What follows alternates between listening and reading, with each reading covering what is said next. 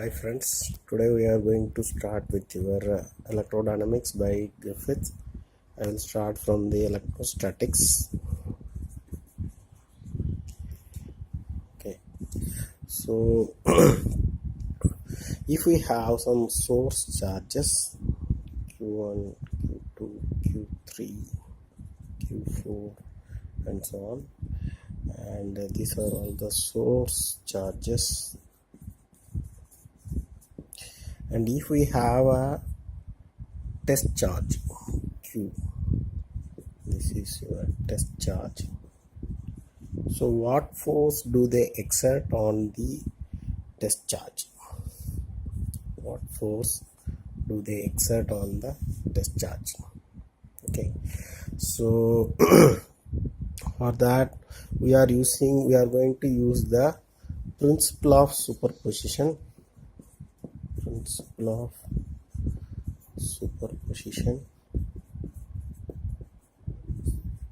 Right, what it says that if we are taking the source charges, that means if I am going to take a charge Q1 and if I have a test charge Q, what force do they exert? Okay, I'll take this is F1. Okay, and if I am having another charge Q2, what force do they exert? This is your F2. And if I am having another charge Q3, this is F3. Okay, and now what is the issue is, if we are having a source charges Q1, Q2, Q3, even though we didn't worry about what force do they exert on each other, the interaction between any two charges we didn't consider here, and we are just considering the force between a source charge and the test charge. Source charge and the test charge. We didn't worry about what are all the interaction force between these charges, and we are calculating the total force by taking the force 1 by Q1 and Q, and the force 2 between Q2 and Q, and the force between Q3 and so on. That means we are taking the force due to the source charge and the test charge separately, and we didn't take the interaction between the source charges itself. Then we are taking the addition of vector sum of all these charges, F equal to F1 plus F2 plus F3 and so on. Right, now, so why we are going for an electrostatics? Why we are not considering about the electrodynamics? That means why I am taking the charges. These charges are taken as a function of time. The position of that source charges are taken consider as the function of time, right?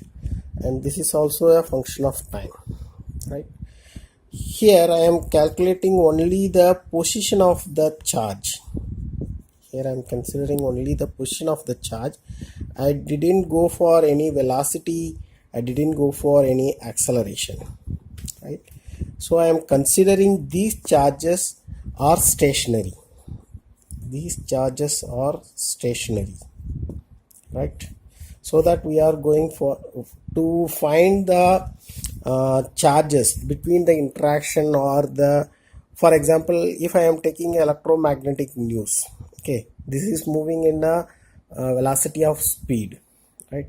So if I am taking only the position, so it means when the message has been left and we are calculating the force or electric field or the potential, that means I am not considering about the velocity of the charge and the acceleration of the charge or deceleration of the charge, right? Just I am calculating the position. I am just considering the position of the source charge, and I am calculating for the test charge. Just I am taking only the position of the charge. I am not considering here the velocity of the charge or the acceleration of the charge, right? That's why we are going for, initially we are going for an stationary charges. Just we are studying electrostatics. Then if we have got a message from the electrostatics, if we have well known the electrostatics, then we can move on to the electrodynamics. We will go for from step by step, right? Now, so the force is only the separate charges, source charges, and their forces on them, right? Thank you very much.